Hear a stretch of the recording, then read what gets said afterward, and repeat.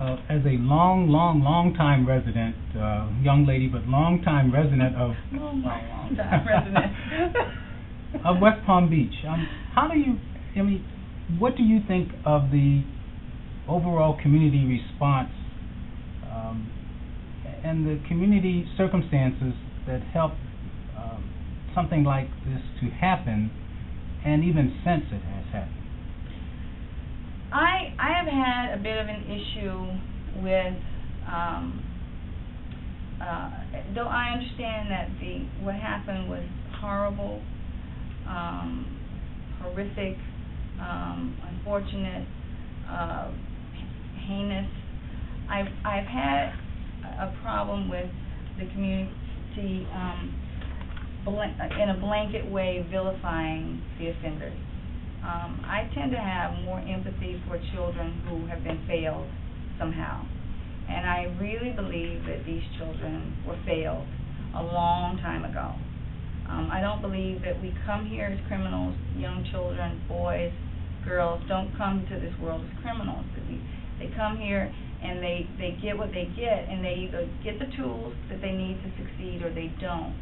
And whoever's responsibility it is to give it to them that these kids at some point were failed. And so at what point does it become their responsibility to behave as if they know better, or whose responsibility it is to impart the knowledge to them that this is what you do and this is what you don't do. We already know that kids are desensitized to violence in this country by video games, movies, TV, whatever. Obviously, for children at this age to commit an act that's so horrible, there has to be some disconnect somewhere, and that is a mental health issue. It's a criminal issue, yes, but it is primarily a mental health issue, and mental health issues don't get dealt with in this country at all. They just don't. And I would guarantee you that the majority of people who are locked up in prisons are there because of emotional and mental health issues. I don't believe that well-adjusted people commit crimes. Well-adjusted people don't become criminals. So rather than, and yes, they're going to have to pay for what they did, but rather than vilifying them for the crime, let's find out what caused it. Are we really even willing to look at what caused it, the reasons why? I believe that sometimes in our society when certain people commit crimes, we're more willing to ask the questions. Oh, that's horrible. What happened? What went wrong? But when other members of society commit crimes, we're just ready to just throw the book at them, lock them up and throw away the key.